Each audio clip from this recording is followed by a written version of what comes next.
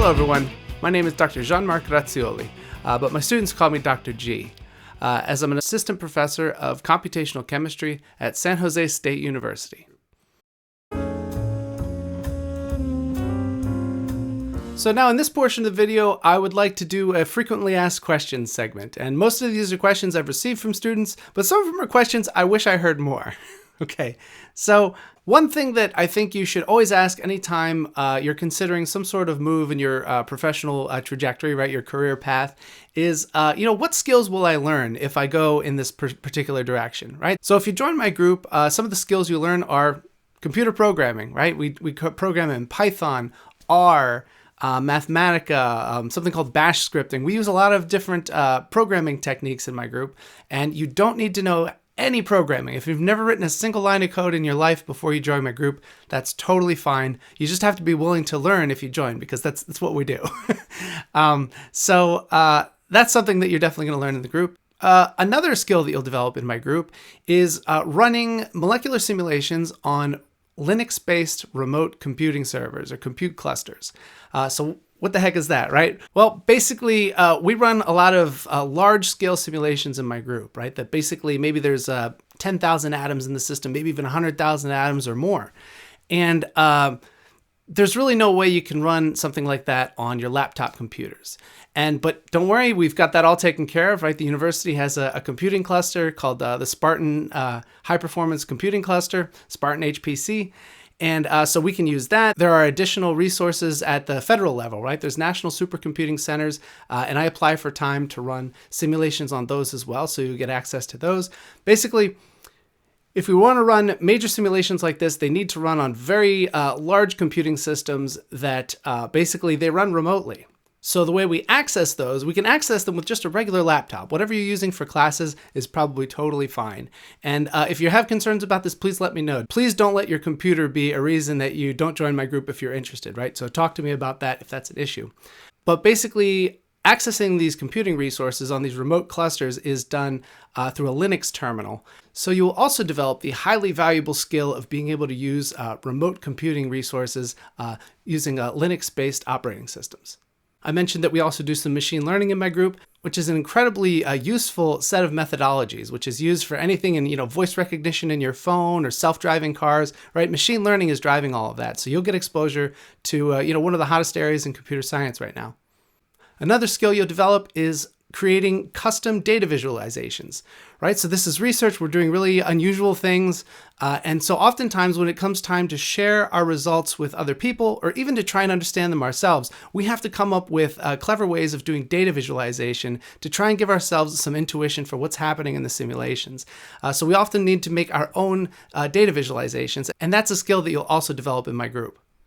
And finally, one of the most important skills you can develop in my group is just general troubleshooting and problem-solving skills, right? All the time I tell my students, hey, go try this, see how it works, right? And then they have to go learn a new piece of software or perhaps a new library in Python that they've never used before. Sometimes it's even one I've never used, right? So they have to just go find the instructions, read it, learn it, figure it out. And when there's a problem, they have to figure out what's wrong.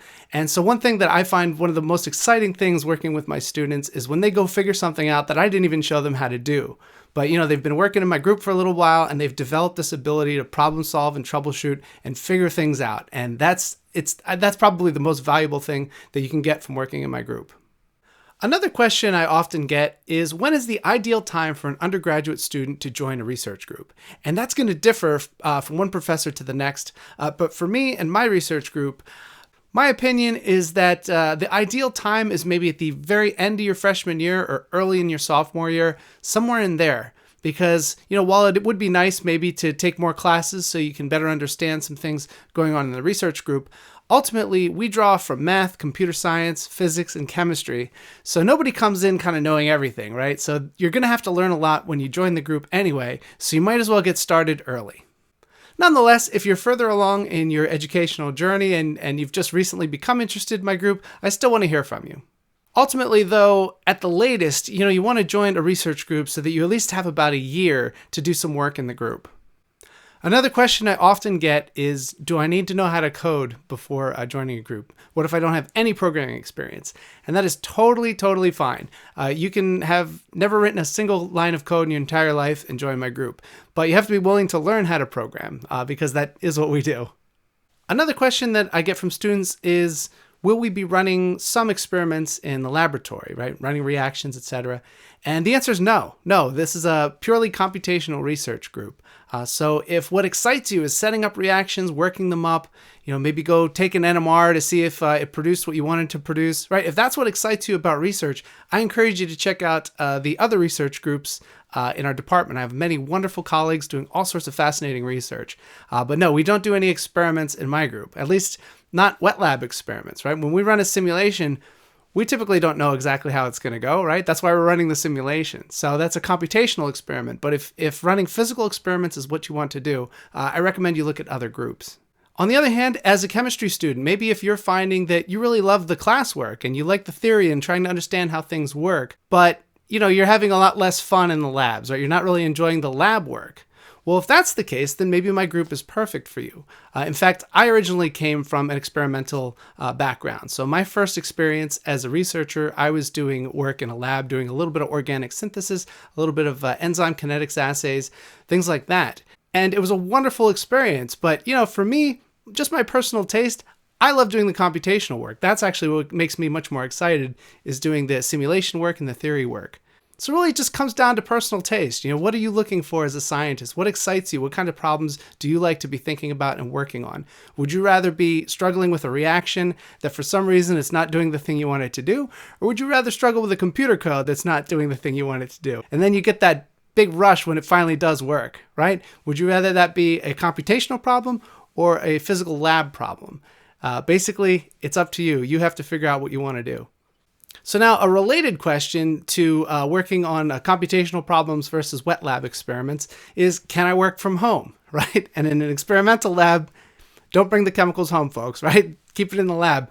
But for the type of research that I do, you absolutely can work from home. I do my best work from home. I love working from home, and my students do too. So this can be advantageous both in terms of like your working style, maybe you just prefer it, or maybe you have kind of an unusual schedule and you have to get the hours in to work on research when you can.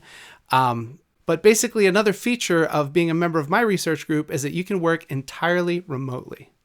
Another question is, how often does my research group meet? Well, we have one full group meeting per week, and we do that over Zoom. So again, you can participate fully remotely if that's what you prefer.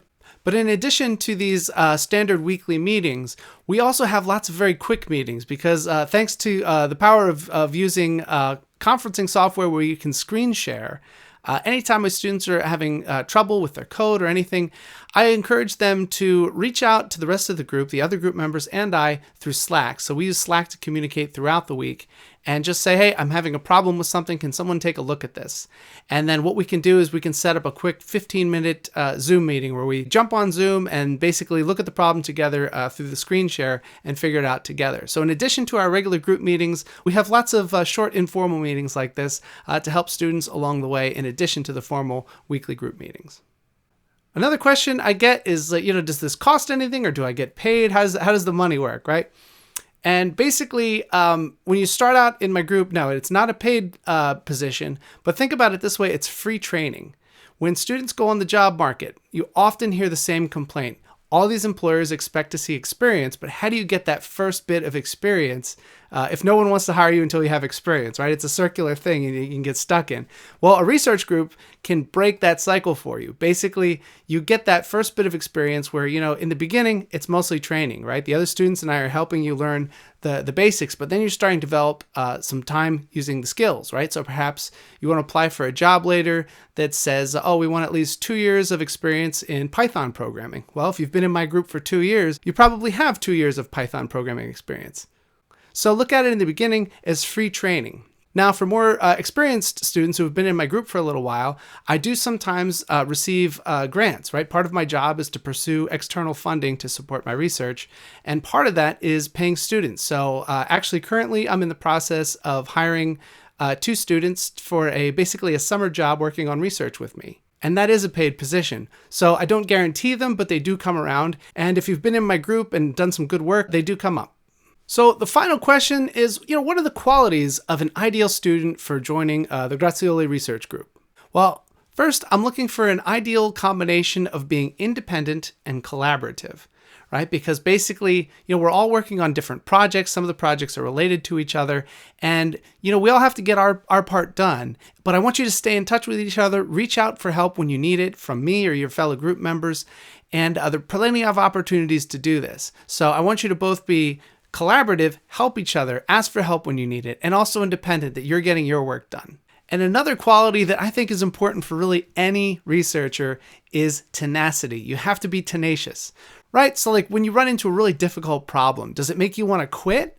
Or does it make you want to dig deeper and be like, no, I'm going to solve this, right? If it's the second one, if you get more determined with a difficult problem like that, then that's a great quality in a researcher. And I love to see that. Because basically with research, the things you try while trying to solve a problem, the first thing you try usually doesn't work. The second thing you try usually doesn't work, right? You have to keep trying things. So tenacity is so important. And, naturally, we all get discouraged sometimes. So, if you occasionally get discouraged, don't let that stop you from being a researcher. We all do. But tenacity is just so important. So if working in my research group sounds like something you'd be interested in doing, please go to my website. I'll link it in the description. Please read a little bit more about the work that I do, and feel free to email me through my San Jose State email address, which is given on my website. And I look forward to hearing from you, and I wish you all the best in your academic careers and beyond.